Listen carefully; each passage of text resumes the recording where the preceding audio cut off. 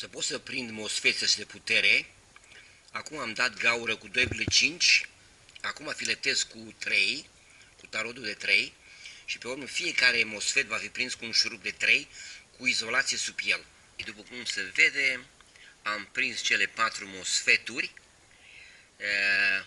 pe carcasa serverului ca să poată răci. Avem cele 4 mosfeturi, 1, 2, 3 și 4.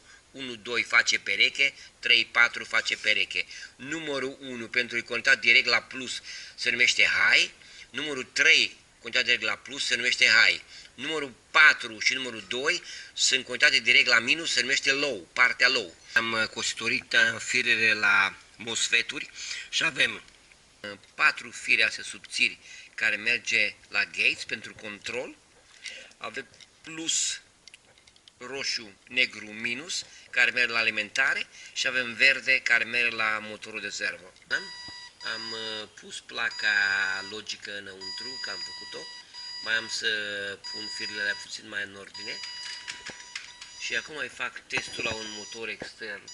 Am scris un scurt program care să-l facă motorul să învârte stânga-dreapta la diferite viteze și după asta vom repara motorul lui original și o să-l punem la loc.